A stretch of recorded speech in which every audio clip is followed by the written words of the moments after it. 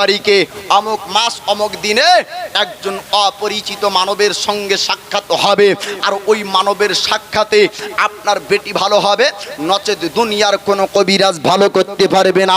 অপরিচিত মানব বলতে অন্য কেউ না, আল্লাহর পয়গম্বর মুসা কালিমুল্লাহ। জোরে জোরে বলুন সুবহানাল্লাহ। সুবহানাল্লাহ সুবহান। এই মুসা কালিমুল্লাহর সাক্ষাতে ফেরাউনের বেটির রোগ ভালো হলো। আসিয়া বলেছিলেন, স্বামী গো, দেখেন আমাদের বেটির রোগ এই মানবের সাক্ষাতে ভালো হয়ে গেল। এই সুন্দর বাচ্চাকে আমরা রাখতে চাই, নিজের পুত্র, নিজের সন্তান, নিজের বেটা বানাতে চাই। ফেরাউন বলল, আসিয়া যেটা তুমি চাও সেটাই হবে। হামানের কথা শুনলো না। আল্লাহ পাক এইরকম করে বাঁচাবেন। জোরে বলুন সুবহানাল্লাহ। এবার আসিয়া আল্লাহর পয়গম্বর মুসা কালিমুল্লাহকে নিয়ে যাওয়ার পরে বাড়িতে আপনার রাখবেন। খবর পায় মুসা নবীর মা যে যার ভয়ে আপনার দরিয়ায় ভাসানো হলো, ফেরাউনিরা যদি জানতে পারে, ফেরাউন যদি বুঝতে পারে, তার বাচ্চাকে রাখবে না, তার বাচ্চাকে আপনার জবাই করবে, তার বাচ্চাকে আপনার কতল করবে। এই ভয় করে আপনার দরিয়ায় ভাসিয়ে দিল। আবার কানে খবর পায় ফেরাউনিরা একটা বাচ্চা নিয়েছে দরিয়া থেকে, তার বাড়ি পর্যন্ত বাচ্চা আপনার নিয়ে চলে যায়। আল্লাহ পাক আবার আওয়াজ দেয়, বান্দিরে চিন্তা করবে না, টেনশন করবে না, আমি আল্লাহ তাকে জিন্দা রাখবো, তাকে জীবিত রাখবো, এবং পুনরায় আমি আল্লাহ তোমার কোলেই তাকে ফিরিয়ে দিব। জোরে বলুন সুবহানাল্লাহ। আল্লাহ পাকের ওয়াদা, আল্লাহ পাক আপনার রাখবেন। আল্লাহ ওয়াদা করলেন তিনার বান্দির কাছে, ও আমার বান্দি তুমি চিন্তা করবে না, সে জিন্দা থাকবে, জীবিত থাকবে, আমি তোমার কোলে তাকে আবার পুনরায় ফিরিয়ে দিব। এবার মুসা নবীর মা তিনি আপনার সাহস পেলেন, আল্লাহর ইলহাম অনুযায়ী, আল্লাহর খবর অনুযায়ী তিনার বাচ্চাকে দরিয়ায় ভাসিয়েছেন। দরিয়ায় আপনার ক্ষতি করলো না। 3 মাস অতিবাহিত হলো, আল্লাহর হুকুম অনুযায়ী ক্ষতি আপনার কেউ করতে পারলো না। 3 মাস পর্যন্ত মুসা কালিমুল্লাহ তিনার মা জননীর আপনার দন্তন করে আল্লাহর ইলহাম অনুযায়ী দুনিয়ায় হেফাজত থাকলো। আবার আল্লাহ পাক বলেন, বান্দিরে যদিও বা ফেরাউনের বাড়ি পর্যন্ত চলে যায়, তবু আমি আল্লাহ তাকে জিন্দা রাখবো, আবার তাকে জীবিত রাখবো, তোর কোলে আমি আল্লাহ আবার ফিরিয়ে দিব। আল্লাহর বান্দি আপনার সন্তুষ্ট হয়ে যায়। মুসা কালিমুল্লাহর মা তিনি আপনার জানতে পারলেন। এবার জানতে পারার পরে এবার তিনি সান্ত্বনা পেয়ে গেলেন আল্লাহর কাছ থেকে। জোরে বলুন সুবহানাল্লাহ। কার কাছ থেকে? আল্লাহর কাছ থেকে। আমি পূর্বে বলেছিলাম, আল্লাহর যখন কেউ প্রিয় বান্দা বান্দি হয়ে যাবে, আল্লাহকে রাজি করতে পারলে, আল্লাহ যদি কারো প্রতি আপনার রাজি হয়ে যায়, দুনিয়াটা তার জন্য আপনার সহজ হয়ে যায়। ফেরাউন এবার আপনার এলান করলো, ও মিশরবাসী তোমরা শুনে নাও, ও মিশরবাসীরা, আমার ঘরে একটা বাচ্চা এসেছে, এই বাচ্চাকে দুধ পান করাতে হবে। যে রমণী এই বাচ্চাকে দুধ পান করাবে তাকে মাসিক আপনার বেতন দেওয়া হবে, তাকে আপনার চাকরি দেওয়া হবে, রাজপ্রাসাদে আপনার চাকরি পাবে। বাদশার বাড়ি চাকরি করার জন্য মিশরের রমণীরা তারা সবাই রাজপ্রাসাদে ভিড় করলো। অফার যদি আপনার নিস্তাতে আসে যে রাজার বাড়িতে চাকরি পাওয়া যাবে, তো সবাই বলবে যে ফর্ম ফিল আপ করা হয় নাই, হবে না, তাই না? এবার মিশরের রমণীরা তারা বলল যে হতো ফেরাউন চাকরি দিবে, যদি দুধ পান করানো যায় তাহলে তার বিনিময়ে আমরা অনেক উপহার পাবো, পুরস্কার পাবো। এ লালস, এ লোভে আপনার তারা সবাই রেশনের দোকানের মতন আপনার লাইন দিতে শুরু করলো। আমার আল্লাহ পাক আল্লাহ তাআলা কিন্তু আপনার কারো দুধ পান করাবেন না। আল্লাহ পাক কারো দুধ পান করাবেন, একটু আপনারা শুনবেন। মিশরের মহিলারা তারা এক নয় দুই নয়, আপনার লাইন দিল হাজার হাজার মহিলারা, এক এক করে পয়গম্বর মুসা কালিমুল্লাহর কাছে সবকে আপনার নিয়ে আসা হলো। কিন্তু না না, আল্লাহর নবী মুসা কালিমুল্লাহ কারো দুধ পান আপনার করতে চাইলেন না। এক দুই করে সব বাচ্চা আপনার, সব রমণীকে আপনার তাড়িয়ে দেওয়া হলো। আল্লাহ পাক মুসা কালিমুল্লাহকে দুধ কার পান করাবেন দেখবেন বাবা, মুসা কালিমুল্লাহর বোন যাওয়ার পরে বললেন, ও রাজা ফেরাউন, ওগো মিশরের বাদশাহ, আমি একজন রমণীর পরিচয় জানি, আমি একজন মহিলার পরিচয় সম্পর্কে জানি, যদি তাকে ডাক দেওয়া হয় তবে এই বাচ্চা তার দুধ পান করবে। হামান বলল, ফেরাউন, এই বাচ্চার সম্পর্কে নিশ্চয় এই মেয়েটা কিছু জানে, নচেত কেমন করে বলতে পারলো ওই বাচ্চা মহিলা আপনার মুসা কালিমুল্লাহর বোন বলেছিলেন। ও রাজা ফেরাউন, না না, আমার জানা নাই, তবে একটা কথা আপনাকে জানিয়ে দিই, এমন একটা রমণীর পরিচয় আপনাকে দিব, সুন্দর সুন্দর খুশবু ব্যবহার করে, সুন্দর সুন্দর দামি দামি আতর লাগায়, সব সময় পাক পবিত্র অবস্থায় থাকে, যদি তাকে ডাক দেন তবে তার স্থান থেকে দুধ পান করবে, এটা আমার জানা আছে। এবার ফেরাউন বলল, ও সেনাবাহিনীরা, ওই রমণীকে ডাক দিতে হবে, পাত্রীর সঙ্গে তোমরা চলে যাও আল্লাহর নবী মুসা কালিমুল্লাহর মার কাছে। আপনার আশা হলো নবী মুসা কালিমুল্লাহর মাকে ডাক দিয়াই। সঙ্গে সঙ্গে মুসা নবীর মা রাজপ্রাসাদে প্রবেশ করলেন, আর মুসা কালিমুল্লাহর সঙ্গে সঙ্গে মা জননীকে দেখার পরে সঙ্গে সঙ্গে ঝাঁপ দিয়ে মার স্তন থেকে দুধ পান করলেন। জোরে বলুন সুবহানাল্লাহ, সুবহানাল্লাহ। এক নয় দুই নয়, মিশরের শত শত রমণীরা, শত শত মহিলারা তারা চেষ্টা করলো, কিন্তু মুসা কালিমুল্লাহ কারো দুধ পান করতে চাইলেন না বাপ। আর যখনই মা জননীকে দেখতে পেলেন সঙ্গে সঙ্গে মুসা নবী মায়ের স্থান থেকে দুধ পান করতে শুরু করলেন। জোরে বলুন সুবহানাল্লাহ। দরুদে পাক পড়েন, আল্লাহুম্মা সাল্লু আলা সাইয়্যিদিনা মাওলানা মুহাম্মদ ওয়ালা আলি সাইয়্যিদিনা মাওলানা মুহাম্মদ সাল্লি আলা মুহাম্মাদিন সাল্লু আলা মুহাম্মদ। মায়ের দিলেতে ব্যথা কখনো দিও না, কোনো দিন দিও না। আমরা মায়ের স্তন থেকে দুধ পান করে বাচ্চাকালে বড় হয়েছি, তাই না বা? জি।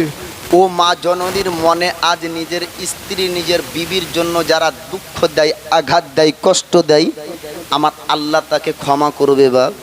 জি না। একটি হক কল্লার হককুল ইবাদ।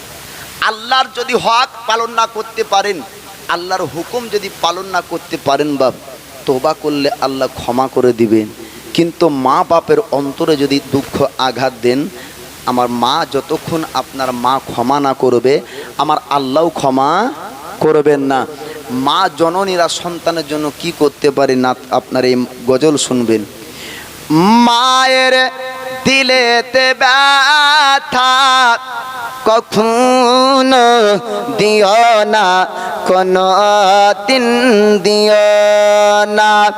মায়ের দিলেতে ব্যথা কখনো দিও না, কোনো দিন দিও না। দুঃখে দুঃখিনী রবে, সুখেতে খুশি হবে, ছেলের সুখের তরে মামরতেও রাজি হবে। মায়ের পাক তোমের নিচে, মায়ের পাক তোমের নিচে জান্নাতের ঠিকানা। মায়ের দিলেতে ব্যথা কখনো দিও না, কোনো দিন দিও না। মায়ের সেবা করলেন হযরত ওয়াইস কারনী, দেখলেন না হুজুরের চেহারা নূরানি। জোরে বলুন সুবহানাল্লাহ।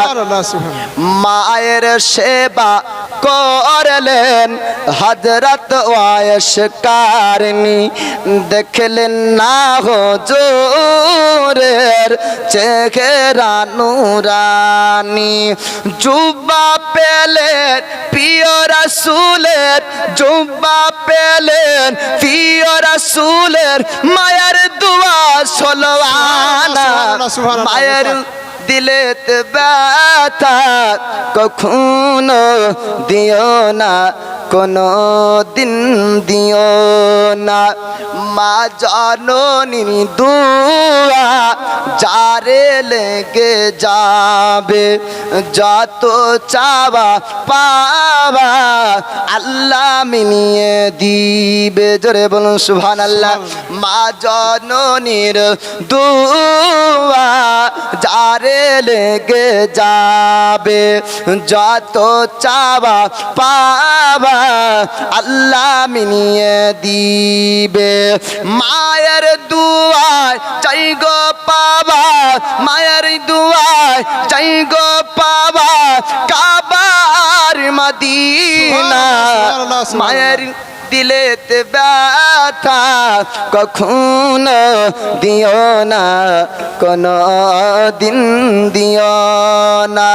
মায়ের দিলেতে ব্যথা কখনো দিও না, কোনো দিন দিও না। তো এ মুসা কালিমুল্লাহ ইনার মা জননীকে দেখার পরে এবার স্তন থেকে দুধ পান করতে লাগলেন মায়ের।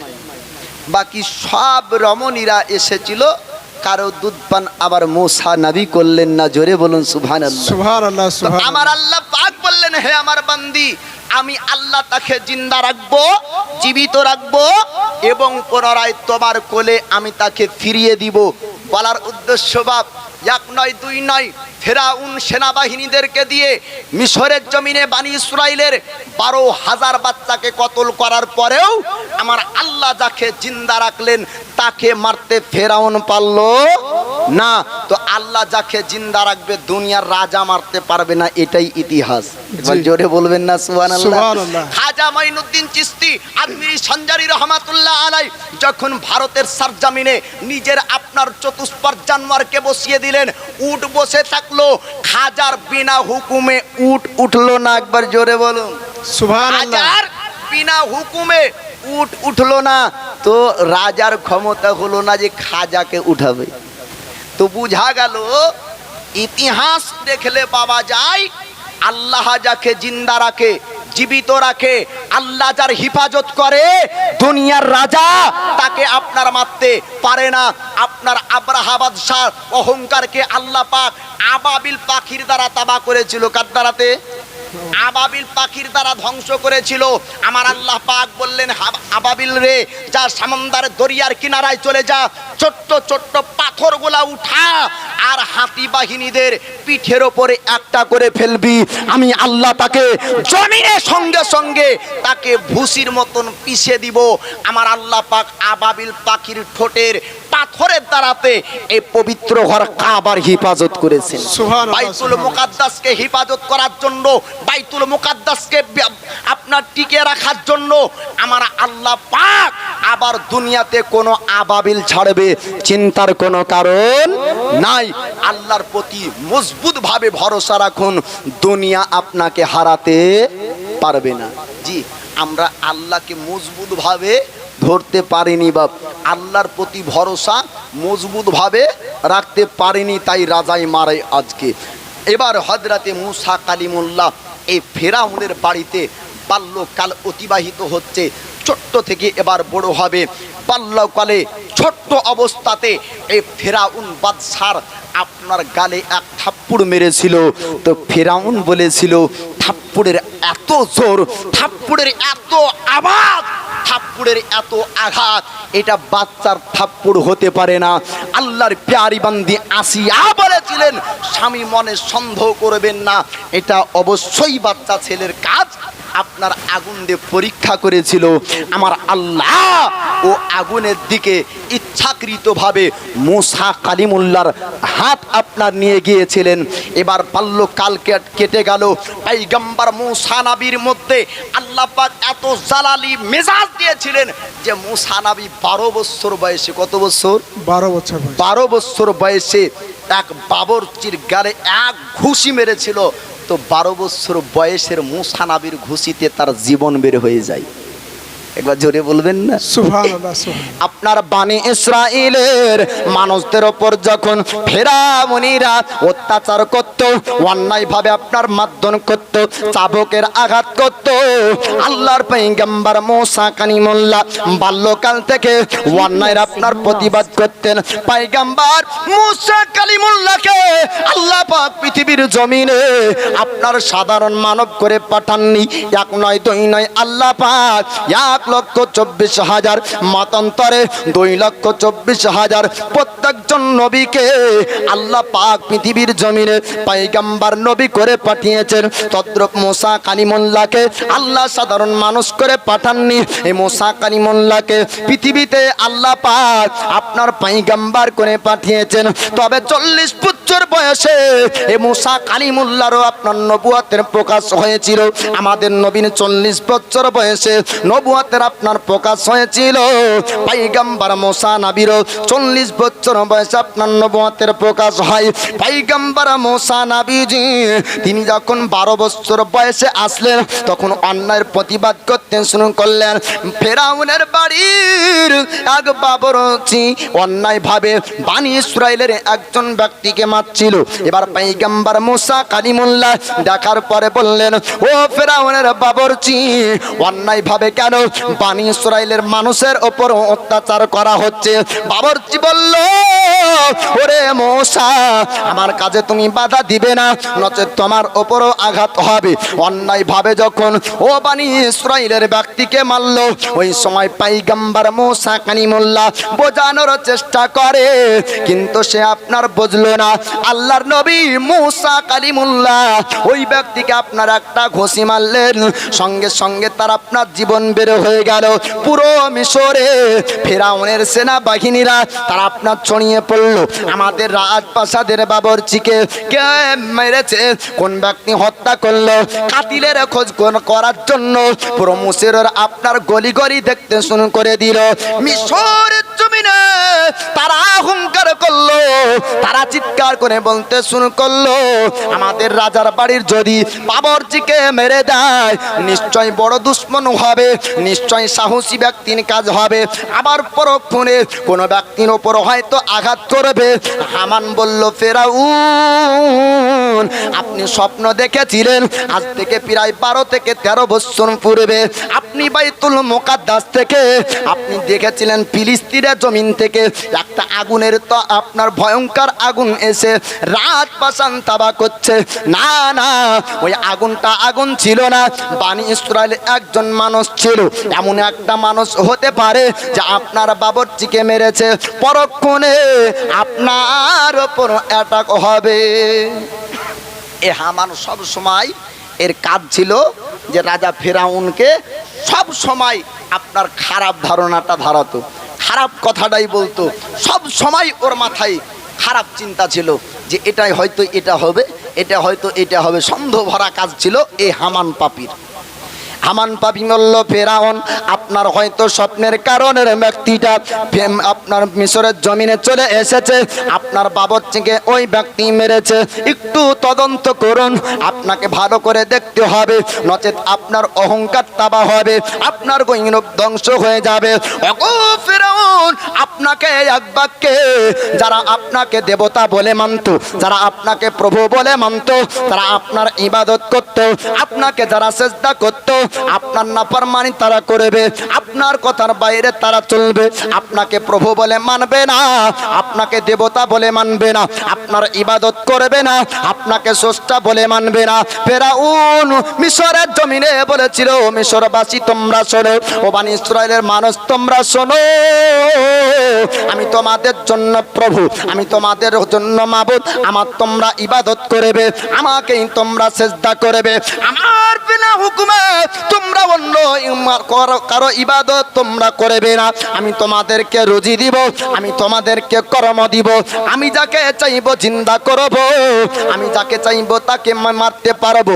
আমি যদি চাই তোমরা জিন্দা থাকতে পারবে, আমি যদি না চাই তোমরা জিন্দা থাকতে পারবে না।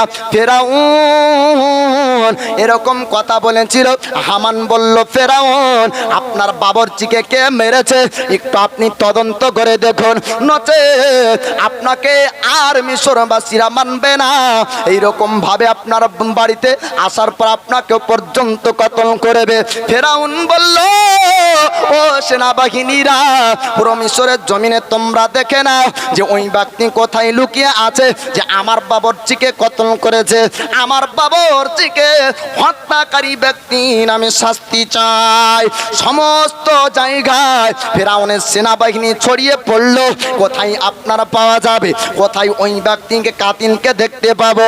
আল্লাহর পয়গম্বর মুসা কালিমুল্লাহর কাছে আপনার খবর চলে যায়। মুসা কালিমুল্লাহ জানতে পারলেন এইরকম ভাবে ফেরাউনের সেনাবাহিনীরা পুরো মিশনের জমিন আপনার দেখতে তারা শুরু করলো।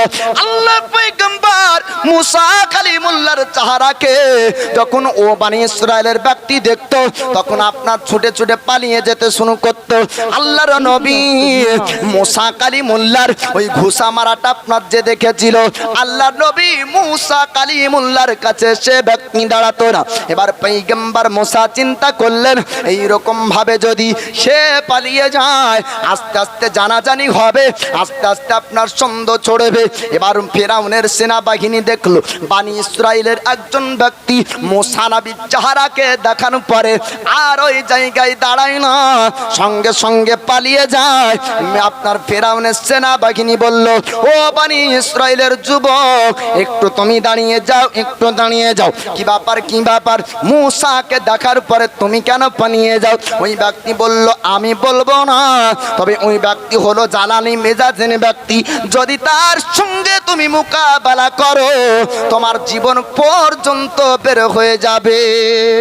সুবহানাল্লাহ, সুবহানাল্লাহ। ফেরাউনের সেনাবাহিনীর মনে একটু সন্দেহ ঢুকলো, এত জালালি মিজাজের ব্যক্তি যে আর সঙ্গে মোকাবেলা যদি করা যায় জীবন হারাতে হবে, তাহলে এ ব্যক্তিরই হয়তো কাজ হতে পারে।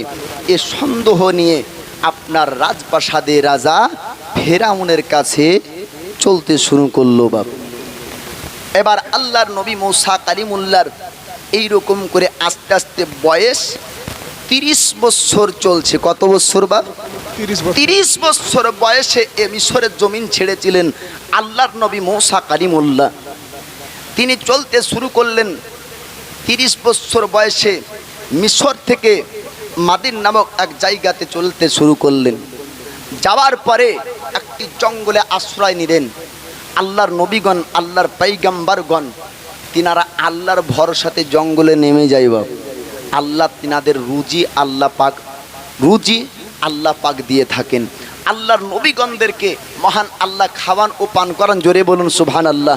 এটা আমার দয়ার নবী মুস্তাফা তিনি বলেছেন, হাদিস দ্বারা আপনার প্রমাণিত যে নবীগণকে আল্লাহ পাক খামান ও পান করান। রমজান মাসে আমার দয়ার নবী দেখছেন সাহাবীদের শরীর দুর্বল হয়ে পড়ছে। আমার নবী বললেন সাহাবীদেরকে, ওগো আমার সাহাবীরা, তোমাদের শরীর কেন দুর্বল হয়ে যায়? সাহাবীরা বলছেন, হুজুর আমরা রাত্রিতেও রোজা রাখি, দিনেও রোজা রাখি। কখন কখন?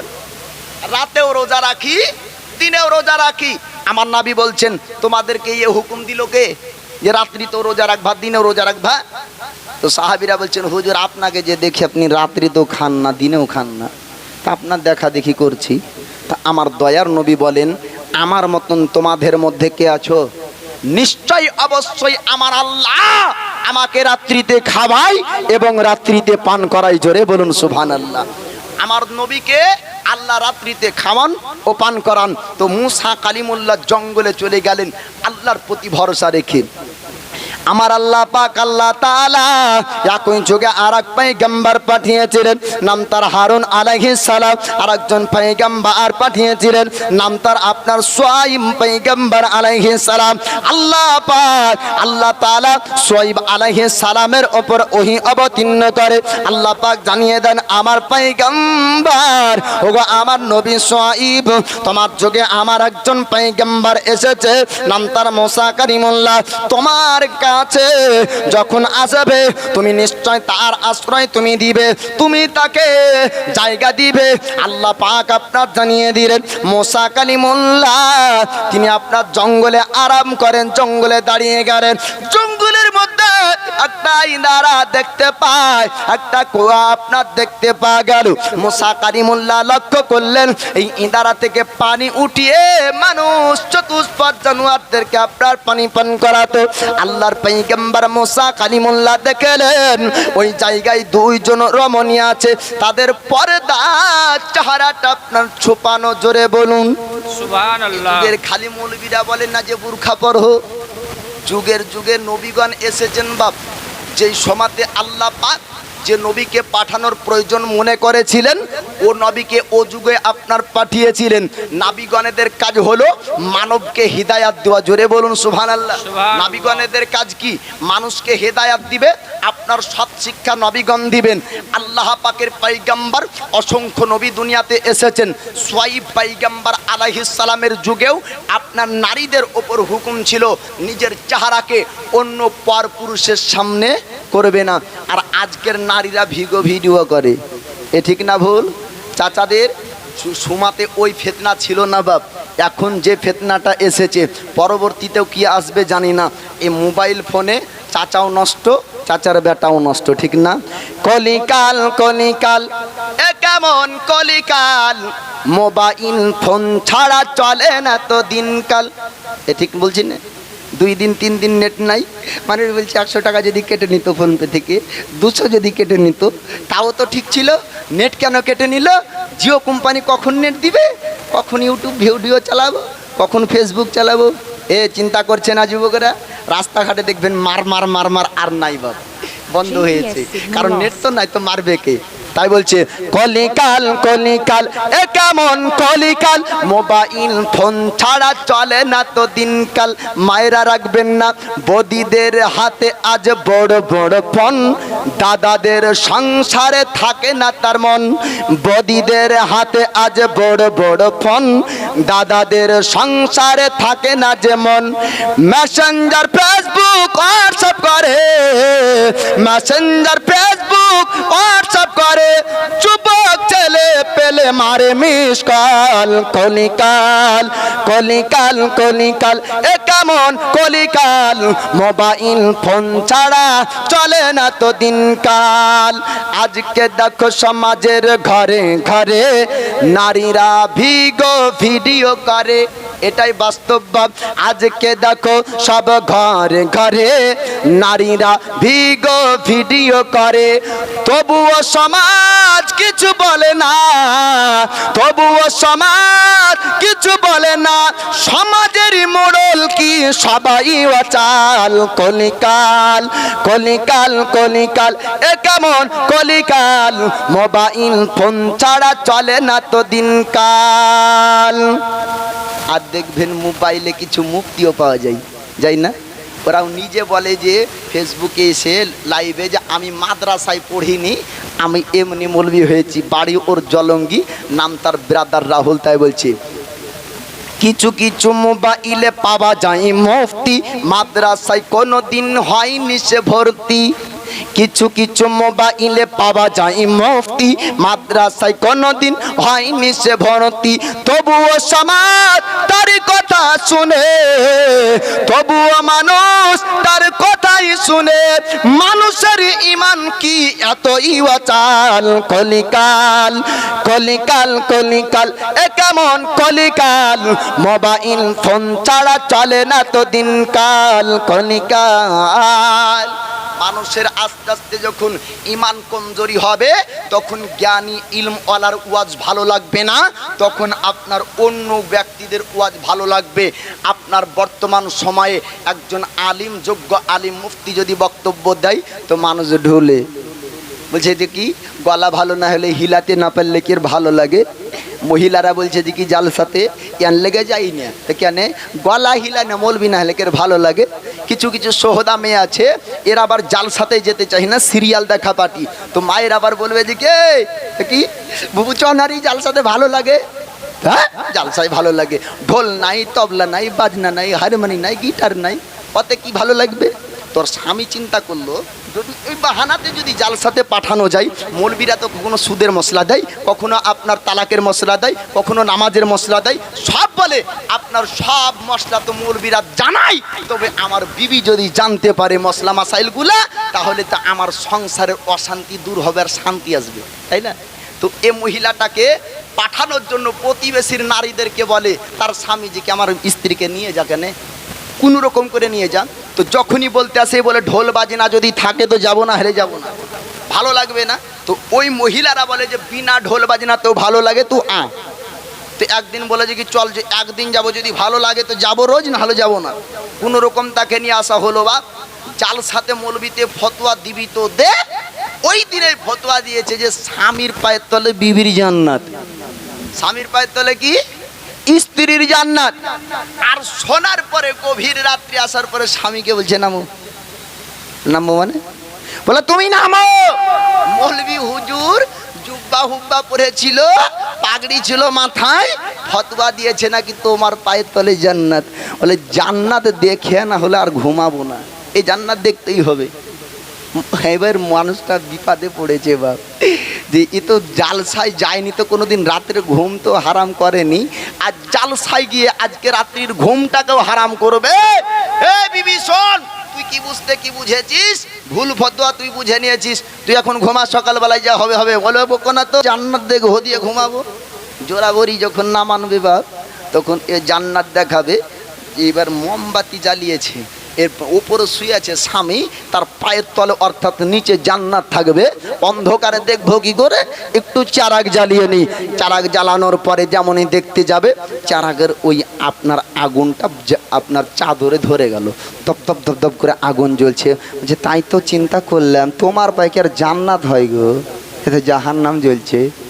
তো স্বামীটা এবার বুদ্ধিজীবী ব্যক্তি বাপ, ও বলছে দিকে শোন, মৌলবী বলতে চেয়েছে স্বামীর পায়ের তলে জান্নাত, মানে স্বামীর পায়ের খিদমত করলে পা টিপলে জান্নাত। বলছে অতে নাই, এমনি এমনি যদি পাই তো আছি। তো বাপরে স্বামীর পায়ের তলে জান্নাত, এটাই বাস্তব। মা আমার দয়ার নবী বলেন যে আল্লাহর পরে গায়রুল্লাহকে যদি সাজদা করা জায়েজ হতো, আমার রাসূল বলে আমি প্রত্যেকটি রমণীকে মহিলাদেরকে হুকুম দিতাম যে তোমরা আপন স্বামীকে সাজদা করো। জোরে বলুন সুবহানাল্লাহ। স্বামীকে সন্তুষ্ট যদি করতে পারেন, স্বামীকে রাজি যদি করতে পারেন, তাহলে আপনার স্বামী সন্তুষ্ট হলে আপনার জন্য জান্নাত, নচেত আপনার জন্য জাহান্নাম। এবার হযরত আপনার দয়ার নবী মুস্তাফা তিনি মহিলাদেরকে কেন কথা বলেছিলেন এটাও শুনেন। পশুরা এই ভণ্ড পীরের মাজার এলাকায় আছে কি আমি জানি না, তবে এই ভাইরাস থেকেও বাঁচবেন। খালি আমরা ওয়াহাবির বিরুদ্ধে বলবো, খালি আমরা ফারাজির বিরুদ্ধে বলবো, খালি আমরা তবলিগ জামাতির বিরুদ্ধে বলবো, আর নিজেকে আহলে সুন্নাত ওয়াল জামাত দাবি করে নিজেদের মধ্যে ভুল ভরা থাকবে এটার বিরুদ্ধে বলবো। বলবো না এমনটা না বাপ, আহলে সুন্নাত ওয়াল জামাতের আলিম হক কথা বলবে, চাহে ওটা নিজেদের ব্যক্তিদের গায়ে লাগুক অথবা পরের গায়ে লাগুক, তাই নয় বাপ? তো নিজেরা নিজেদের মধ্যে সুন্নি দাবি করে যদি কোনো ব্যক্তি মাজারে গিয়ে সাজদা করে থাকেন, ও ব্যক্তিও শুনবেন গায়রুল্লাহকে সাজদা করা জায়েজ নাই, চাহে ও গাউসে পাকের মাজারে কেউ না হোক। যদিও গাউসে পাকের মাজার হক, তবুও আপনার সাজদা করা জায়েজ নাই, জিয়ারত করা জায়েজ। চতুষ্পর জানোয়ার এসে নাবির পায়ে তাজিম করতে চাইলো, আল্লাহর নবীর সাহাবী বলে হুজুর আপনি যদি অনুমতি দেন আপনার পায়ের কাছে এসে আমরা তাজিম করব। আমার রাসূল বললেন না, গায়রুল্লাহকে সাজদা করা তাজিমে সাজদাও জায়েজ নাই। আমার দয়ার নবী নিষেধ করলেন, আর ও সমাতেই বলেছিলেন যদি জায়েজ হতো আমি মহিলাদেরকে বলতাম তার স্বামীকে সাজদা করো। তো বাপ তাজিমি সাজদাও জায়েজ নয়, তাআবুদি ইবাদত হিসাবেও জায়েজ নাই, জিয়ারত করা জায়েজ আছে। খুব খুব ওলির মাজার জিয়ারত করেন, ফাইজ ও বরকত পাবেন। জোরে বলুন সুবহানাল্লাহ। আল্লাহর পয়গম্বর মুসা কালিমুল্লাহ তিনি দাঁড়িয়ে দেখছেন দুইজন রমণী পর্দার আড়াল করে নিজের শরীরকে আপনার মধ্যে রেখে দাঁড়িয়ে আছেন, আর অনেক ভিড় জমিয়েছে ইন্দারা কুয়ার কাছে। আল্লাহর পয়গম্বর মুসা কালিমুল্লাহ তিনি আপনার দেখতে থাকলেন, আপনার জঙ্গলের ভিতরে ইন্দারায় মানুষ পানি উঠায়, আর চতুষ্পাদ জানোয়ার উটকে পানি পান করায়, ঘোড়াকে আপনার পানি পান করায়, নিজেরাও পানি পান করে। আল্লাহর নবী মুসা কালিমুল্লাহ লক্ষ্য করে দেখলেন ওই দুইজন রমণীকে আপনার দীর্ঘক্ষণ ধরে দাঁড়িয়ে থাকা অবস্থায় দেখতে পেলেন। আল্লাহর নবী মুসা কালিমুল্লাহ লক্ষ্য করেন মানুষ একসঙ্গে, মহিলা ও পুরুষ একসঙ্গে তারা পানি উঠাচ্ছিল। মহিলারা পর্যন্ত পুরুষের সঙ্গে ছিল, কিন্তু তার মধ্যে দুটো রমণী সবার থেকে আপনার আলাদা।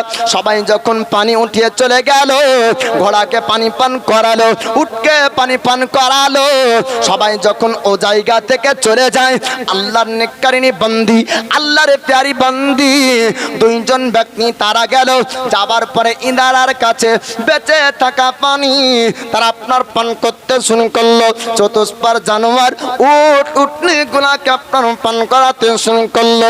আল্লাহ নবী মুসা কালিমুল্লাহ ডাক দেন, ওরে আল্লাহর বান্দি আমাকে একটু তোমরা জানিয়ে দাও, এতক্ষণ ধরে লক্ষ্য করে দেখলাম তোমরা এক জায়গায় দাঁড়িয়েছিলে, এতক্ষণ তোমরা পানি নেওয়ার জন্য আসনি, এমনটা কেন করলে? তোমাদের মতন রমণী তো তারা ইন্দারাতে পানি নিয়ে গেল। ওই সময়তে আল্লাহ নবী মুসা কালিমুল্লাহকে বললেন, আল্লাহর প্যারি বান্দি বললেন, ওগো অপরিচিত ব্যক্তি, আপনাকে আমরা চিনি না, তবে একটু আপনি শুনুন শুনুন, আমার আব্বার কাছ থেকে আমরা শিক্ষা পেয়েছি যেই জায়গায় পুরুষ থাকবে ওই জায়গায় আমরা থাকবো না। জোরে বলুন সুবহানাল্লাহ। অপরিচিত ব্যক্তি, আমার আব্বার আদর্শ আমরা নিয়েছি, আমার আব্বার কাছ থেকে শিক্ষা বর্জন করেছি। আমার আব্বা বলেছে একসঙ্গে পুরুষ আর নারী থাকতে পারে না, তাই আব্বার কথা অনুযায়ী আমরা পুরুষের সামনাসামনি হই না। আল্লাহর নবী মুসা কালিমুল্লাহ ওই সময়তে বললেন, ও আল্লাহর বান্দি, তবে কি তোমাদের এই পানিতে তৃপ্তি সহকারে পান করতে পারো? পিপাসা কি নিবারণ হয়? পিপাসা কি পানিতে মিটে যায়? আল্লাহর বান্দি বললেন, না না, আমাদের পিপাসা মিটে না, আমার উটনির পিপাসা মিটে না, ঘোড়ার পিপাসা আমাদের মিটে না, বাড়ি পর্যন্ত পানি নিয়ে যেতে পারি না। ওই সময় আল্লাহর নবী মুসা কালিমুল্লাহ বললেন, আল্লাহর বান্দি আমি তোমাদের জন্য আজকে পানি উঠিয়ে দিব। রমণীরা বলতে শুরু করলো, ও অপরিচিত ব্যক্তি, আপনি শুনুন শুনুন, এই জায়গা থেকে আপনি পানি তুলতে পারবেন না।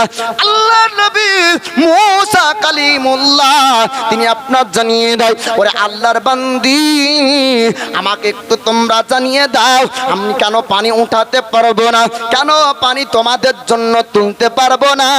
আল্লাহর বান্দি বলল, ও অপরিচিত ব্যক্তি শুনুন শুনুন, এই জায়গা থেকে পানি উঠানোর জন্য এক নয় দুই নয় 10 জন পুরুষের শক্তি লাগবে। কয়জনের বললাম? 10 জন পুরুষের শক্তি ছাড়া পানি উঠানো সম্ভব হবে না। ইনারার উপরে, কুয়ার উপরে যে ঢাকনাটা আপনার রাখা আছে, এই ঢাকনাটা আপনার অন্য কোনো ঢাকনি না, এটা হলো একটা বড় পাথরের ঢাকনি। ও গো পরিচিত ব্যক্তি, এই ঢাকনাটা সরানোর জন্য 10 জন পুরুষের শক্তি লাগবে। আল্লাহ নবী মুসা কালিমুল্লাহ তিনি আপনার বললেন, আল্লাহর বান্দি রে, চিন্তা করবেন না, টেনশন করবেন না, আপনারা একটু দাঁড়িয়ে যান, আমি পাথর সরিয়ে দিব। আমার আল্লাহ পাক আল্লাহ তাআলা মুসা কালিমুল্লাহকে 10 পুরুষের শক্তি দান করেছে। আল্লাহর নবী মুসা কালিমুল্লাহ এবার করলেন কি, ওই ইদারার ওপর থেকে পাথর সরিয়ে দেয়, আপনার পানি উঠাতে লাগলেন। পানি উঠানোর পরে তৃপ্তি সহকারে আল্লাহর বান্দি পানি পান করলো। ঘোড়া উট উটনিদেরকে পানি পান করানো হলো। এবার জঙ্গলের পশুরা ঝাঁকের ঝাঁক আল্লাহর নবীর পানি পান করার জন্য আসতে শুরু করে দেয়। জিবাব বনের হরিণী বাঘ তারা ছুটতে শুরু করলো। ওহাবি নবী চিনে না, কিন্তু চতুষ্পর জানোয়ার নবী চিনে। জোরে বলুন সুবহানাল্লাহ। তাহলে বোঝা গেল দুনিয়ার ওহাবি জানোয়ারের থেকেও খারাপ। আল্লাহ পাক আল্লাহ তাআলা নাবিগণেদের মহাব্বত, প্রেম, ভালোবাসা চতুষ্পর জানোয়ারের অন্তরের মধ্যে দিয়েছে। মিশকাত শরীফের হাদিস আছে, আল্লাহর নবী বলেন, যখন আল্লাহর কোনো মাহবুব বান্দা হয়ে যায় আমার আল্লাহ পাক তখন আকাশের ফারিস্তাদেরকে এলান করে, ও আসমানি ফারিস্তা তোমরা শোনো, আমি আল্লাহ আমার অমুক বান্দার প্রতি সন্তুষ্ট, জমিনে চলে যাও, জমিনের ফারিস্তাদেরকে বলো যেন তারা দুনিয়ার মানুষের মধ্যে, জীব জানোয়ারের মধ্যে, সবার মধ্যে যেন আমার মেহবুব বান্দার মোহাব্বত ভরে দেয়। জোরে বলুন সুবহানাল্লাহ। তো আল্লাহর পক্ষ থেকে এ ভালোবাসা আসে বাপ। মানুষ কাউকে জোর করে ভালোবাসতে পারে না, ভালোবাসা খোদার দান। জোরে বলুন সুবহানাল্লাহ। তো মূসা নবী যখন পানি উঠাচ্ছেন, এবার ও রমণী পানি পান করলো, আপনার উটনি পানি পান করলো, এমনকি জঙ্গলি জানোয়ার পশু পাখিরা তারা ভিড় করলো মূসা নবীর কাছে পানি পান করার জন্য।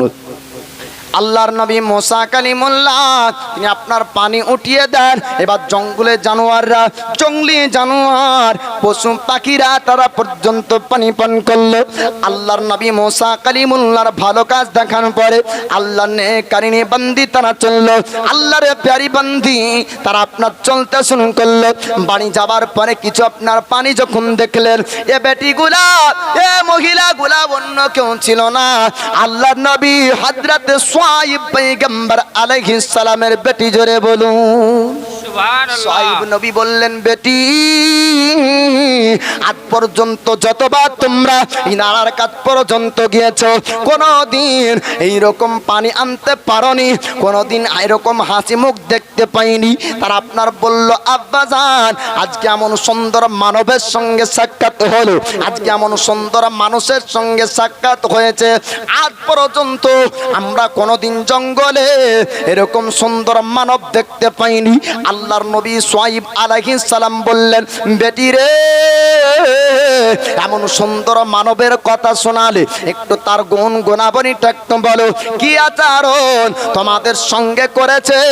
আল্লাহর নবী সোয়াইব পয়গম্বরের বেটি বলতে শুরু করলেন, ওগো আমার আব্বাজান, আমরা প্রত্যেকদিন যাই ইনারার কাছে দাঁড়িয়ে থাকি, এবার যখন মানুষ চলে যায় আমরা বেঁচে থাকা পানিগুলা আমরা পান করি। আজকে এমন যুবকের সঙ্গে আমাদের সাক্ষাৎ হলো, 10 জন ব্যক্তির শক্তি যেখানে লাগে, 10 জন ব্যক্তি মিলে যে পানি উঠাতে পারে, একা যুবক ওই জায়গাতে পানি উঠিয়ে দেয়। জোরে বলুন আল্লাহর নবী মুসা কালিমুল্লাহর কথা শোনার পর আরেকজন আল্লাহর পয়গম্বর সোয়াইব আলাইহিস সালাম বুঝতে পারলেন এটা অন্য কোন যুবকের কথা না, অন্য কোন যুবকের কথা আমার বেটিরা আমার সামনে বলে না, আমার আল্লাহ পাক ওহী করেছেন। ওগো আমার পয়গম্বর, ওগো সোয়াইব আপনি শুনুন শুনুন, আপনার যুগে আমি আল্লাহ একজন পয়গম্বর পাঠিয়েছিলাম, তার মুসা কালিমুল্লাহ সোয়াইব আলাইহিস সালাম জানতে পারলেন এটা ওই পয়গম্বর যুবকের কথা আমার সামনে শোনায়। সোয়াইব নবী বললেন, ওরে বেটিরা আজকে একটা কথা আমাকে জানিয়ে দাও, তার চোখের মধ্যে কি জ্যোতি তোমরা দেখতে পেয়েছো। এবার তার বেটিরা আপনার বলতে শুরু করলেন, আব্বাজান তার চেহারার মধ্যে আমি রোশনি আলো দেখতে পাই। জোরে বলুন সুবহানাল্লাহ সুবহানাল্লাহ। যুগে আপনার মানুষের মধ্যে আর নবীর মধ্যে চেহারার পার্থক্য থাকবে, আখলাক চরিত্র পার্থক্য থাকবে, গুণ ব্যবহারের মধ্যে পার্থক্য থাকবে।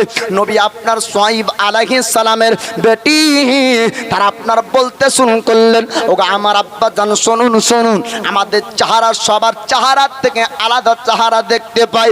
আল্লাহর নবী মুসা কালিমুল্লাহর কথা যখন যখন আপনার শুনতে পেলেন, সোয়াইব পয়গম্বর আলাইহিস সালাম বললেন, ওগো আমার বেটি তোমরা শোনো শোনো, আমার আল্লাহ এনার কথাই আমাকে বলেছে, যাও এই সুন্দর যুবককে আমার বাড়ি পর্যন্ত তোমরা নিয়ে আসো। আল্লাহর নবী মুসা কালিমুল্লাহর কাছে চলে যায়। আল্লাহর নবী মুসা কালিমুল্লাহকে সালাম দেওয়া হলো। সালাম দেওয়ার পরে বলে, ও অপরিচিত যুবক,